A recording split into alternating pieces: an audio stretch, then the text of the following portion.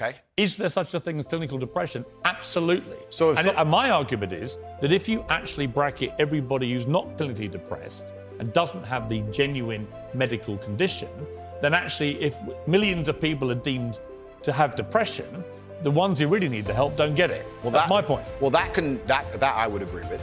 You're right. I think it's certainly an overused term. But you don't accept there is such a thing as clinical depression. No, I don't. And that to me is a damaging view. Okay. Well, let me explain why. If someone comes to me and says, I'm clinically depressed or I feel very, very sad, I would say the first thing you need to do is stop accepting the identity of a clinically depressed person. Stop accepting you have no control over this.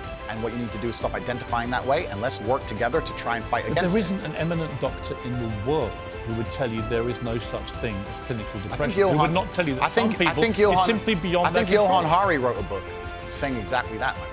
But he's not an eminent doctor. No, but he's a journalist. I said depression wasn't real long ago and was attacked for it. Then Johann Hari wrote a book which What's actually... What's got to do with Johann Hari? Because he wrote a book proving me right. Most people... Johann Hari's a journalist. Sure. And my point is that a lot of people who are clinically depressed are suffering with something in their life, and if you fix the problem in their life, perhaps they won't feel depressed anymore. That's not a disease. Yeah, but Andrew... That's situational. Andrew, you're simply wrong. If that's what you believe, Piers. That's what I believe. I don't believe in things that take power away. There is not an eminent doctor in the world Piers, that would agree with it. Piers, do you think you know more than doctors? I can't become clinically depressed. Why do you know? Because I don't believe in it.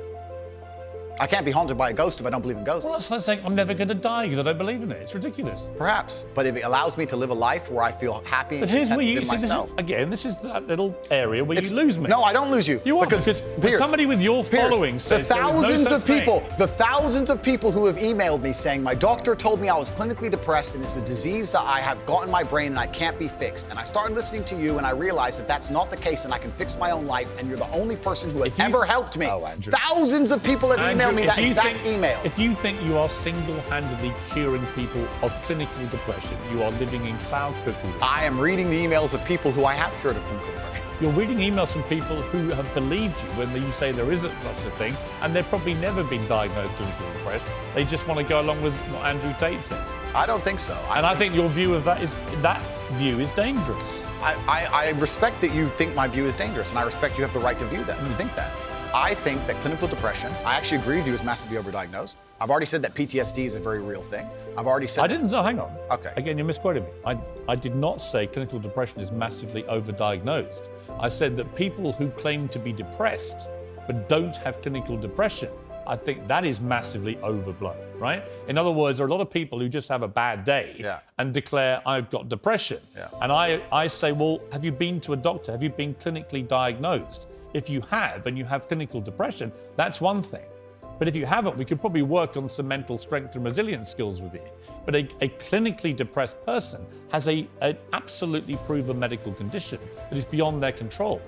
Not according to me and many others, my friend. Well, look, what do you know about it, honestly?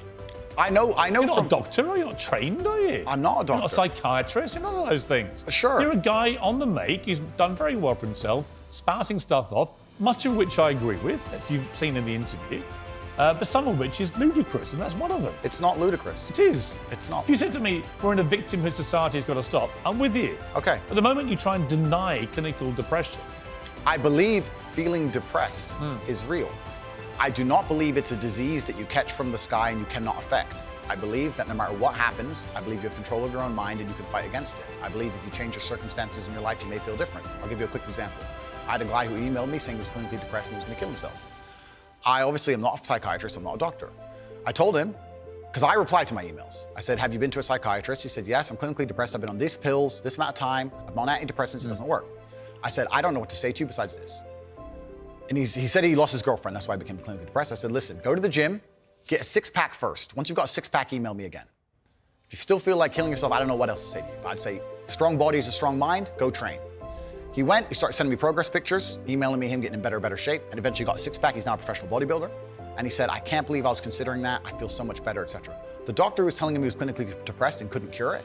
He started taking control of his own life, and now he felt better. Now, I'm not saying it's the case for everybody. No. I'm just saying. Here's my question, though. Have you seen the guy's medical record?